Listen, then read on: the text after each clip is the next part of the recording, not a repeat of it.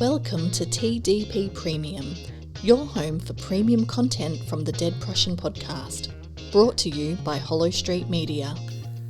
So you hear about war games on the news. You know, someone's conducting war games off the coast of somewhere else, and you hear about major military exercises. But what really are war games? Is it a group of people sitting in the basement of a model shop playing Space Marines? Is it a heap of orcs and goblins and paladins? Or is it something that can be used for professional purposes? Or is it something that quite often has always been used for professional purposes but may go in and out of fashion? G'day listeners and welcome to the Dead Prussian. My name's Mick, I'm your host, the humblest host you have on a show called the Dead Prussian Podcast. We're back for 2023, this is our second episode for 2023 and I want to thank everyone who downloaded the first episode for 2023. I know the content might have been a bit different for a lot of people. First time we've ever had the perspective of a soldier from the Nazi side of the Second World War and a boy soldier, and I think it's a fascinating story of someone who went through the propaganda mill and came out and tried to strengthen democracy worldwide. So if you haven't had a chance to listen to that episode, it's an interview with the daughter of a boy soldier from Hitler's army and his experiences, talking about the memoirs and her experience being the daughter of someone who was put through something like that. So I really appreciate the downloads.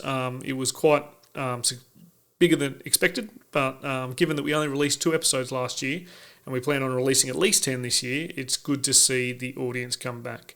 We also have our premium podcast content, which is on Apple Podcasts. You will find on our premium content, you'll get an ad-free version of this episode to listen to, but in that ad-free episode, you'll also have the premium question that will be asked of our guest today. So you'll be able to listen to that and you'll be able to know what I'm talking about when I make those little jokes about everyone who doesn't get to hear the questions. But also I'll put up additional bonus content. You'll see more of that bonus content coming up. We'll have more of our book reviews up there and we'll also have a bit of the current defence policy commentary going up there as well. Now, ladies and gentlemen, I talked about war games in that little intro I gave there, which was pretty good. I always ad-lib those intros. I'm pretty impressed with that. But some of you know that I'm someone who's studying game design, but I'm not doing war games. I'm doing video games, which is completely different, really fun, and belongs nowhere near this podcast. But I want to talk about war games, so I've got to get someone who actually knows what they're talking about, and I have. So my guest today is Natalia Wojtowicz, and she is a lecturer at the Hague University of Applied Sciences in Safety and Security Management. She's held numerous roles within NATO and designed, led and conducted war games on significant conflicts such as the Ukraine-Russia conflict. Natalia, thank you very much for coming on the show. Thank you for having me. Now, Natalia, before we start discussing your book about Wargaming Experiences, and it's literally called Wargaming Experiences, I've got a copy here, listeners. I'll flip the pages so everyone can hear that I actually do have a copy in my hand, because a lot of listeners get a bit doubtful, although most books, I also get a lot of PDFs, people. So Natalia and I have just spent about 20 minutes having a chat, and 10 of those minutes were me poring over the different style choices in the book. I'm a really big fan of this book. But Natalia, before we start talking about your book, which I've already done, so I've already broken my rule in the start of this question, but I'm really keen to learn what motivated you to make wargaming such a part of your professional life.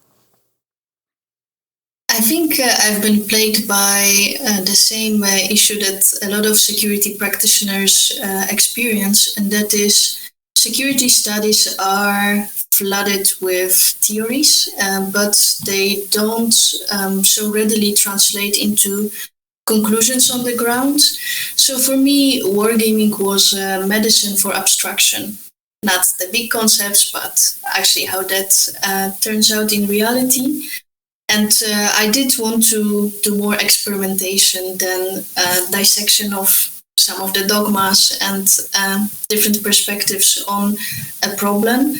I remember that I participated in a conference where securitization was heavily discussed, which I, in my limited understanding, translated to it is a way of extending war language to non-war subjects.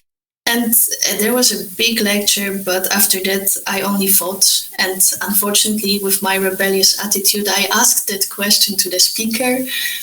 Why are we speaking about securitization of business if tanks are rolling into Kiev? And that was at the time of the first Ukrainian war, so back in the day. But the same kind of doubt stayed with me that we could do much more about the most urgent issues if we at times spent time on trying to solve them even on paper instead of trying to go deeper into the theoretical complexities of the issue. And what I did at that stage is I wrote my master's thesis on military exercises in NATO and Ukraine preceding the war. And there you could have a number of conclusions about numerical disproportions. You could ask about always the pattern of having exercises that kind of escalate into a conflict. So that already taught me much more than the alternatives. And I guess that stayed with me as a method of investigation. And when I moved on into NATO's premises, I did propose wargaming as a training method, as opposed to, at that time, let's say, drowning in PowerPoints. So that was the default, kind of 8 hours, and those that can stay awake will pass the course. Instead, I said, no, let's try to put it into practice. Yeah. So that fortunately translated into the first book that was constructing war games for the given issues at the time that we are in. It's a very good pick up there, and of course you know it because you're the author of both books. But Wargaming Experiences is the second of the books. The first book on constructing war games is also something listeners should go out there and read and get into their heads as well. But I like the stylistic choices in this book as well. So yeah, we'll focus on this one mainly because this is the one I use to build my run sheet.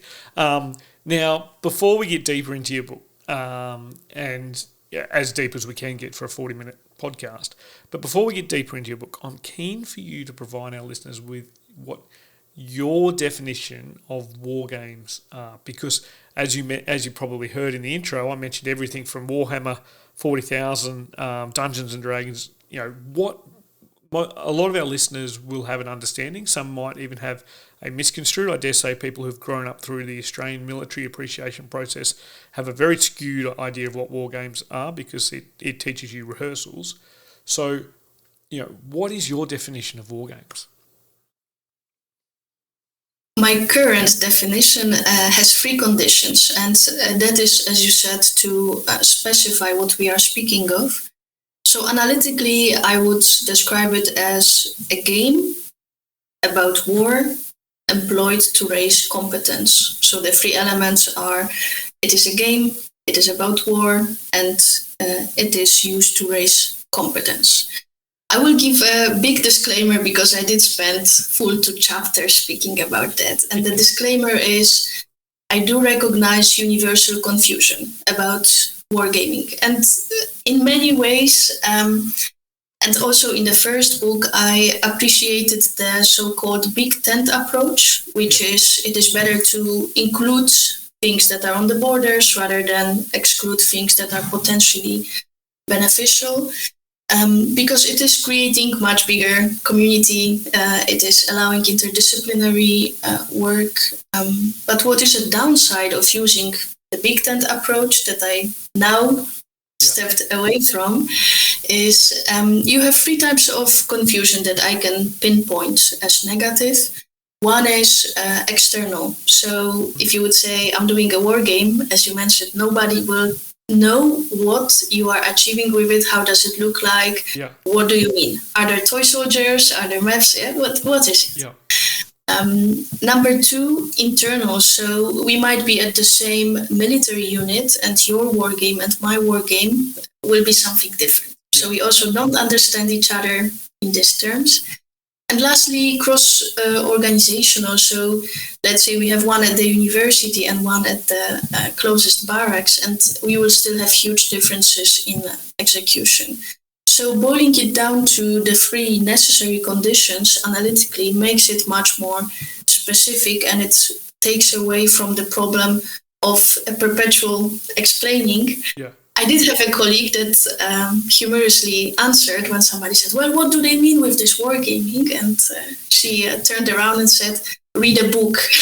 As in, you have to catch up on the developments in a discipline if you want to stay in it. Yeah. But being more accommodating to universal value, I would say we could even have 3 definitions, and they indeed go up in the level of abstraction. So the broadest one, we could simply show the synonyms, right? So we are speaking about a simulation. We are speaking about a course of action analysis. We are speaking about maneuver plan. Yeah. All of those have the elements of wargaming. We could speak about examples. So for people that have no connection to the discipline, maybe they think about squad leader. Maybe they can associate with risk in far. Yeah. Connotation. But if we are speaking about analytical uses, then I would like to refer to this 3 conditions and continue with that. Otherwise, there is a danger as practitioners that we will be taken away from work in order to discuss the definition. And that for me would be a kind of digression instead of progress of the discipline. And so we've talked about it a bit off the record before we were chatting, but you know, you're a civilian. I talked about my experience as a military person. I don't do war games at all as a civilian myself, because it doesn't come into my work, and so I spend most of my time doing other types of games and game design. But you know, most people I think would associate wargaming as either, if it's civilian, they're hobbyists, or if it's military, it's professional, right? But this isn't the case. So what is the difference between civil and military war games and/or war games? In one word, preparation. In many words, we have discussed this because I run a wargaming project at the Hague University, Safety and Security Management Studies, where a group of students would get a task from one of the military commands or outside of military, and they would have to prepare a solution. So they design a war game that answers a given topic. And what happened is the students tried to translate indeed the universal civilian approach to gaming towards military exercises. And there are strong differences. One of the pragmatic ones is, when do you learn the rules? Yeah. I think in military you would get the pre-reading material at least 2 weeks earlier. Yeah. Yeah. So there is a natural requirement for preparation before you start. Whereas if you speak about civilian approach, we kind of sit at the table and then I'm supposed to get all the explanation when I start. Yeah. The military always said like, well, why did we not receive the rules beforehand? And the students from the university would be confused why that has to be prepared so early. Yeah. So that would be a strong difference of how do you approach the process. And the second one would be potentially the format. So if we speak about military use, I think most of it will be course of action analysis, course of action generation. I guess you link it to the planning process. So that would be maybe final stage of preparing a plan. Whereas for civilian approach, there is no limit to what could be a war game. As an example, this year we are, for example, working on the tactics of drones in Ukraine. So we want to investigate what changed and how to understand it better. But we are also looking at impact of social media on identifying military units. And that would not have space in the traditional military planning process. There is no exploration on the matter. And so these two main differences come to my mind. Pragmatically, preparation, maybe in a broader sense, format that Wargames take.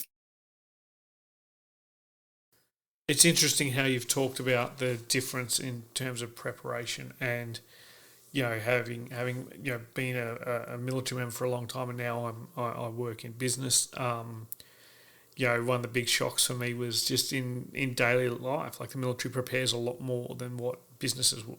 And I actually know of former military people who do business planning and consulting and advising, and some of them actually run war games for people for their business. Obviously some of the elements are very, very different, and it's not about conflict or anything like that, but it's still a war game, right?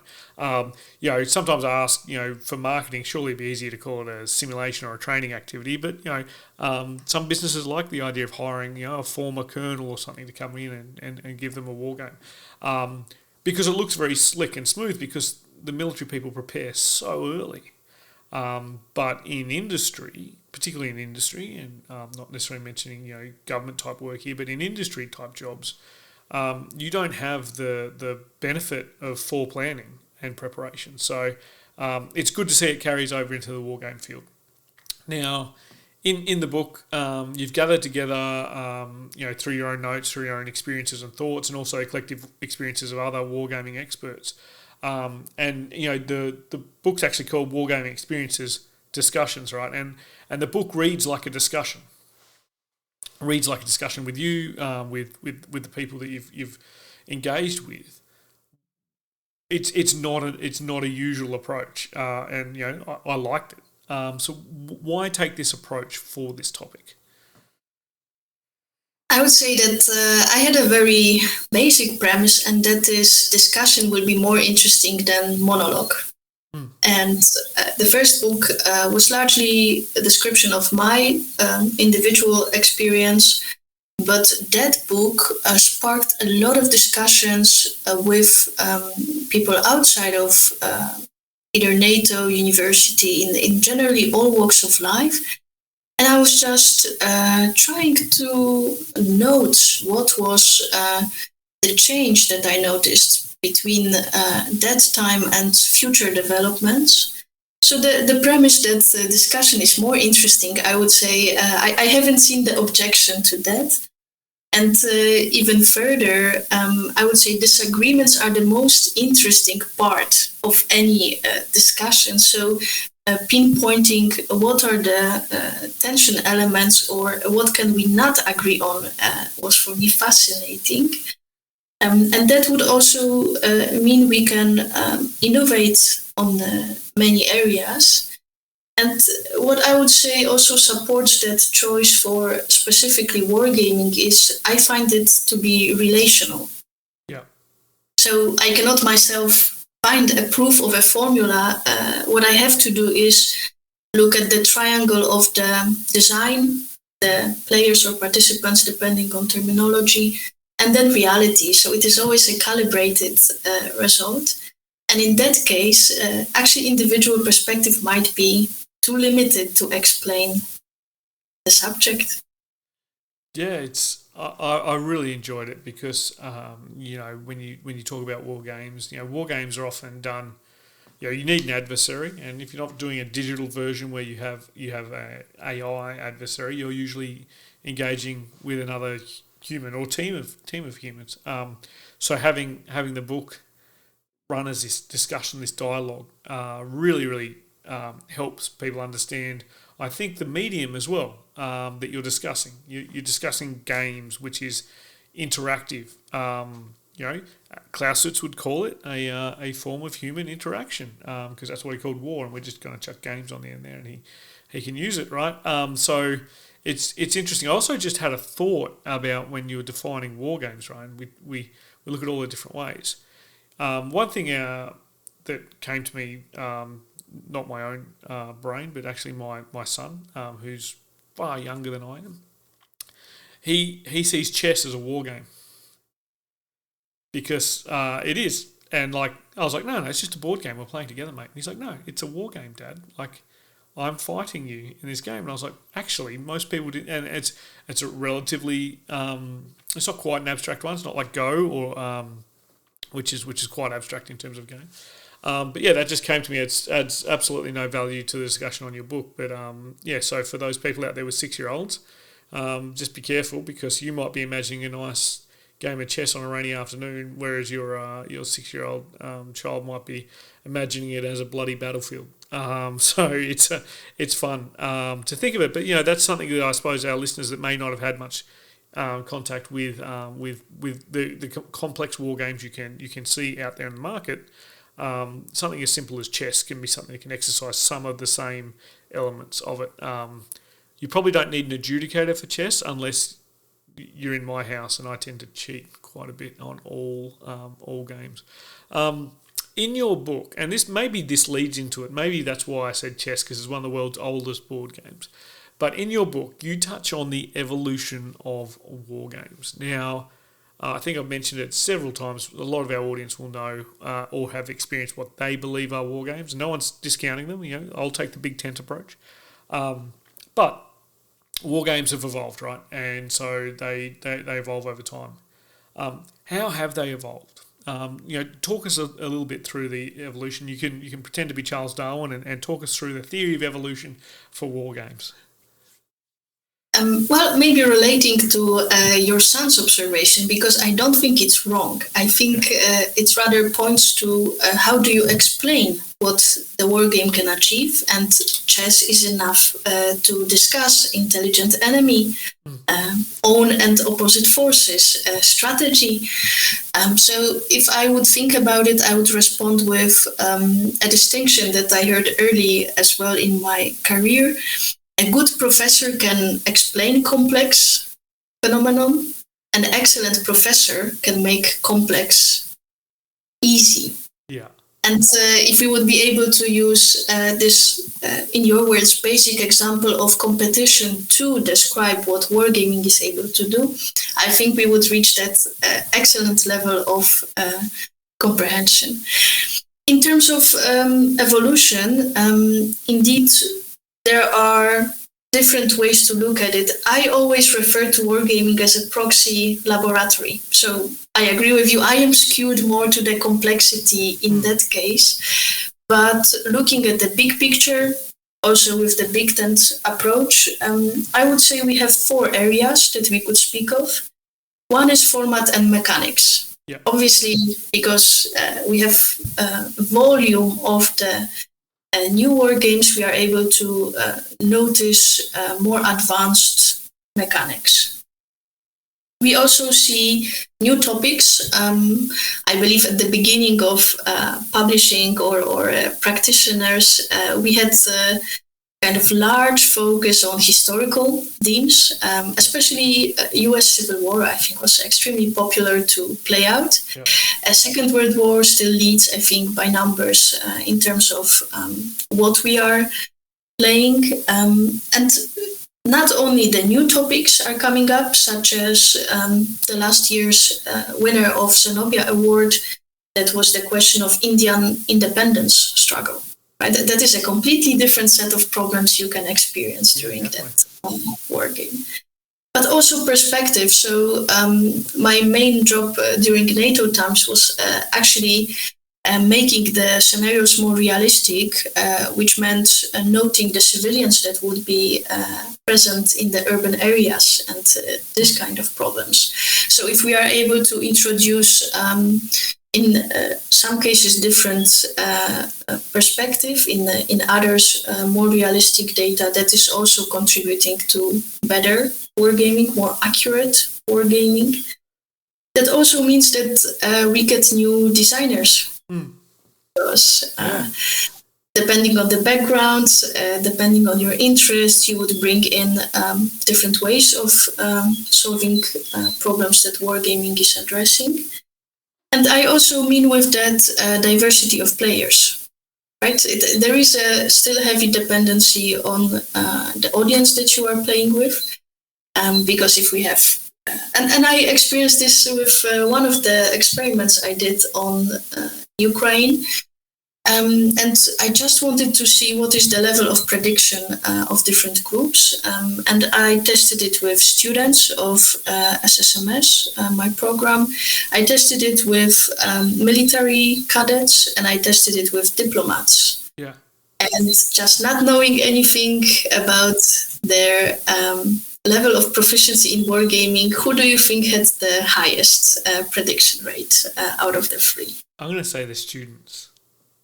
Right, that is very correct. So students came up to about 75%. If I just look at their decisions versus what happens next month, yeah, military was around 55. I think because they had super focus on technologies and movements, but they did not spend so much time on political dimension. Yeah.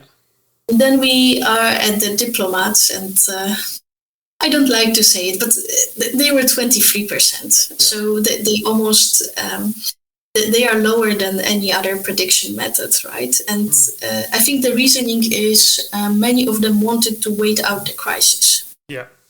Yeah. So you see that the group of players that you operate with certainly contributes to either progression or digression. Yes, because if your prediction is dropping, then actually this was not the successful tool for the given problem. So that is my main question that I started with when I thought about evolution. So are we stagnating with keeping what the wargaming was in the past, the classic Kriegspiel and other solutions, but they are from 2 centuries ago? Or can we look at the developments as they unfold?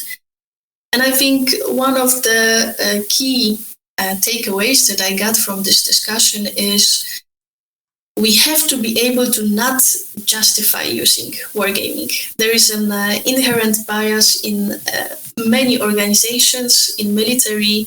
It could be seen as belittling the war effort and, of course, the deadly consequences of any armed conflict.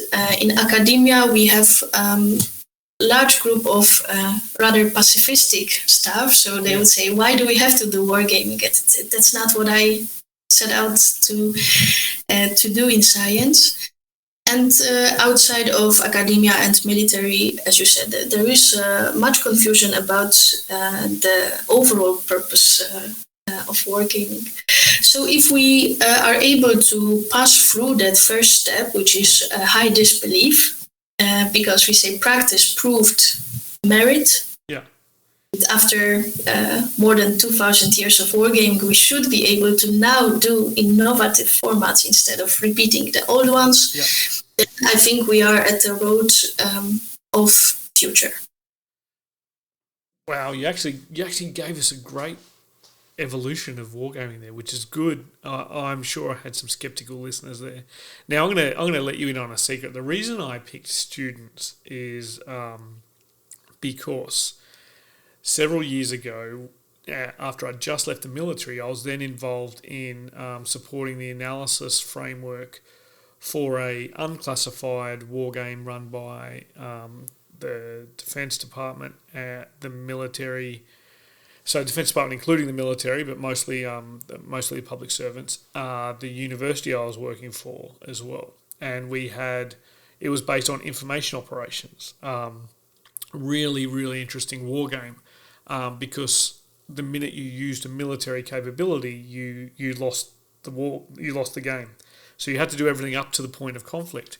And the team that won were the younger students, and most of them were honours students at the time, so they'd done a bachelor. They were at the honours year of their bachelor degree, and it was really interesting because we had academics on teams, we had research scientists from the Department of Defence, we had military officers. Some teams had lieutenant colonels, and this team of young, scrappy junior officers and students won, and it was because they hadn't been shaped into using any particular tool in their suite. And the mechanics had things, like media, and you had all these really, really cool mechanics. So the reason I was able to get your question, right, was because I've actually seen that happen before, because everyone else was shaped, and I can sort of laugh about it because I wasn't a participant. I was an analyst on it, so I was doing that. But yes, I've seen that before, and it tends to pop up. But I'm also really keen to do a bit more reading on that, how we can change the innovative ways for the future. Because I agree with you. I think a lot of war games we tend to focus. The US Civil War ones, I just don't play them. I don't enjoy them. Because they feel dated, they feel dated. And if I'm going to do a war game, I don't want to do something where I already know what the outcome was. Because, there's sometimes it's good engaging in alternative histories, but sometimes you're just repeating the mistakes of the past. What we'll do now is we will have a quick pause and we'll go to the premium question. And for listeners out there, the premium question is for those who have Apple Podcasts and listen to us on Apple Podcasts, and they subscribe to us on Apple Podcasts to get ad-free listening, early access, and bonus content. What we're about to have right now is the bonus content part of that. So if you really, really, really want to know the answer to this next question I'm about to ask, then sign up for the bonus content. And I tell you what, I'm not going to tell you what the question is, but it is a cracker of a question. All you've got to do is listen to me at the start of the episode, talk about some of the professional background of Natalia, and then you can guess what I'm going to ask about. All right, so we'll have that quick pause. We're back with the cheapskates. And Natalia, thank you for the answer to that premium question. Covered a lot, in particular the details on the conflict in Eastern Europe at the moment, the idea of ethics and red actions, and also the challenges of victory conditions and the benefits of wargaming. I won't say any more because I need if you want to listen to it, more cheapskates need to sign up to premium to do it. And the good thing is, ladies and gents, if you are signing up to it, you're actually keeping the podcast afloat, and also the podcast parent company, Hollow Street Media, is very happy with me. Now, ladies and gentlemen, we're almost there. We're almost at the final question, but we have one more question to go. And some listeners may be a little bit sceptical about the discussion so far, right? And I know, when I say that, I know I'm thinking of particular people I know that listen to the show and that I've worked with. Because they, in Australia we have this saying, I know boats. And that's kind of a saying that's born out of a lot of army people trying to tell Navy people how to do their job. I know boats. But there's a lot of people that think they know boats about wargaming. And there might be some out there that are sceptical about the effectiveness of wargaming. I'm not one of those. I'm doing a PhD in game design, right? So I am a big fan of using games to provide people experiences they otherwise wouldn't have. I think it was maybe General Mattis that he believed in reading history, military history, so you could learn from other people's experiences, so you didn't have to spill blood yourself. Good, great idea. Games can teach you the same, but there may be some skeptics out there. So, are war games effective, and how so? Well, I think we could consider a simple experiment. We have a group of officers that is playing through a planning process, and they make a course of action, and they come out to 73% losses. That's the first try. Second time, they are now aware of the mistakes. They run the war game again, and they would come up with 43%. The third time, there is value in understanding what are the weaknesses or potential strengths. So I would say on this basic premise, whether we have effect in wargaming, this would be the answer. If you are able to try any activity in advance, you will have better understanding of it. And in measured war games, you would have a level of proficiency that you are reaching. I still would say it has to be calibrated. So we look at reality, the design, and the participants. And with that, you are rightfully skeptical. If there is not an insight into how things run, why were they evaluated in this way, I also have big question marks. So if you are able to understand how the experiment was conducted, then you are much more sure of the reliability of the results. So that would be the anecdotal evidence. The more structured one is something I started to work on within the book, and I continue to try to find a way to measure it. And those are two sets of results. One is, what do you achieve in the war game? So, for example, you have a new set of solutions to a tactical problem, which on its own, it's much better to work it out before you go into the fight than during the hostilities. And the other set is what happens after the war game, which is how do you develop your way of thinking based on this activity. So the question would be, if we consider this an intervention, what could you conclude? And I separated war games into 5 levels based on their quality of evidence. The first one is a war game that works. So you see that potentially you could use it to capture the flag or to take that hill. You would get anecdotal evidence of how things behave in a system. Level 2, you can test it on multiple groups. So you take out potential biases, or you are able to compare how do people perform under these circumstances. So larger set of conclusions. A step up would be baseline level and ending level. And this is where you could measure if people play a war game on this topic, the loss of life or equipment is lower, right? But then I have to measure what they did before and how they are afterwards. What also helps is a control group. Yeah. So maybe one group would read a book on the topic, the other one would try a war game. Let's see which one is performing better.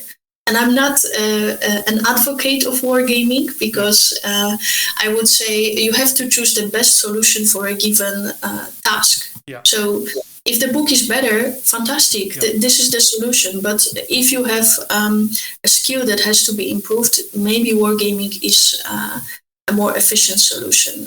So that is the question you have to look at when you are preparing a given activity. And that is the last level, level 5. You try different things, different formats, and you analyzed what is being given by either war game or by lecture or by other means. And with that, you are able to come to the strongest conclusion. So I am with the skeptical team. I like the war game to prove its worth, and that means taking it up the accuracy and validity levels. I would also like to add that what trumps books and war games is listening to podcasts. 0% casualty from anyone that goes into battle after listening. I'm kidding, listeners. It also made me think of a joke, the start of a joke, a podcast, a war game, and a book walk into a bar, but I don't have the rest of the joke. Natalia, thank you. That's an excellent response to the skeptics. And, skepticism's quite useful, right? Skepticism's good.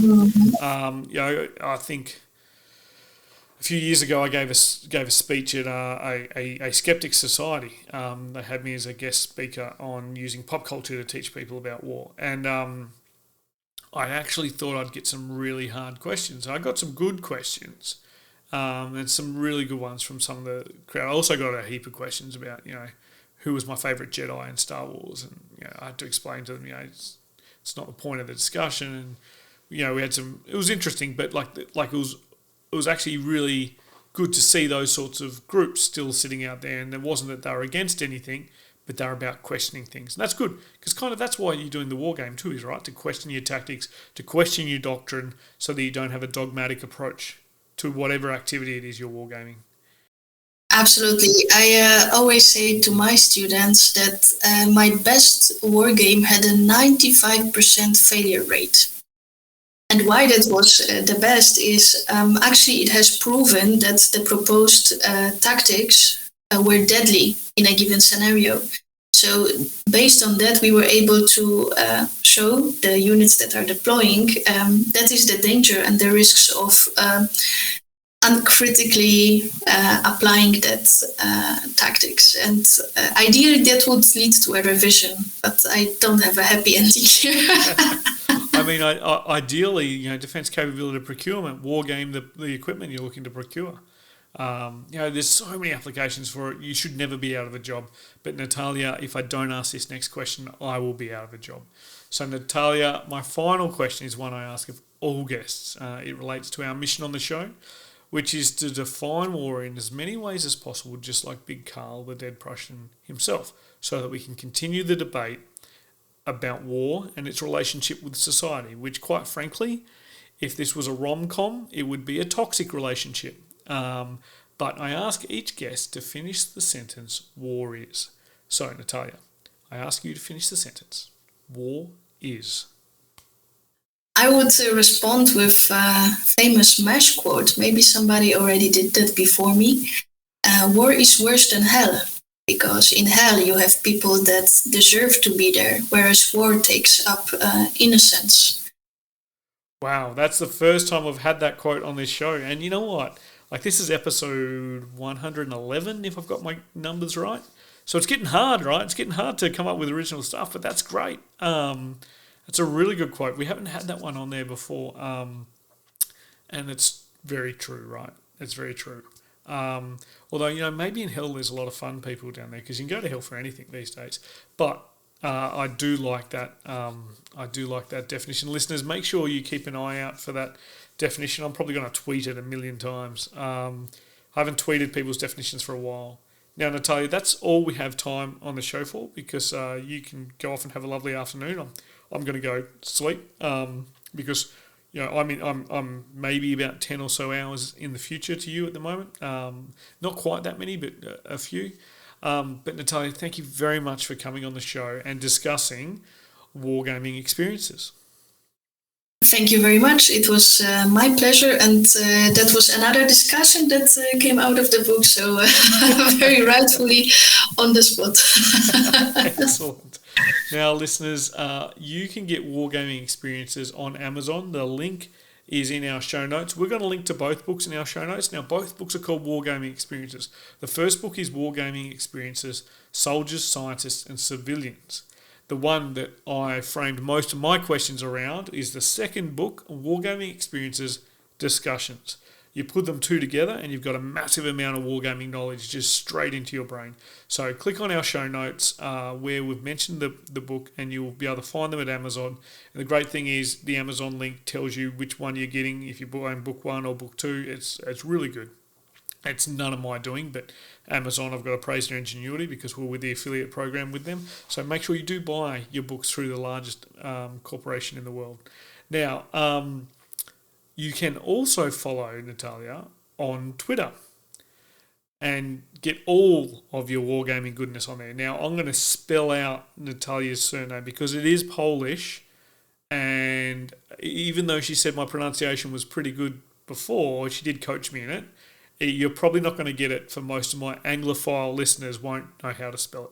So it's at WOJTOWICZ. For our American listeners, that's a Z, _N. Okay, so follow her on Twitter, or you can just click on the show notes, because I'm going to link to her Twitter on the show notes as well. Thank you again, listeners, for all the iTunes reviews. You bump us up every time you do it. Thank you again for all the downloads. For those people who are our Apple Premium subscribers, I really do appreciate you committing some small part of your own personal fortune to our show. Please reach out to me if you are an Apple Premium subscriber and let me know whether or not the content is meeting what you need. And I want listeners to also be aware that we are still working on the first book from the Dead Prussian podcast. So that's still coming. My co-producer, Brooke, is extremely frustrated with the progress I am making on that book, but I'm trying to get it right, and I've actually stolen some ideas from Natalia tonight. So listeners, until next time, grab a book and crack on. Follow the Dead Prussian podcast on Twitter at Dead Prussian Pod and Facebook at facebook.com/thedeadprussian. The Dead Prussian podcast is a Hollow Street Media production. It is hosted and produced by Mick Cook and co-produced by Brooke Winnell. The Dead Prussian podcast is copyright of Hollow Street Media.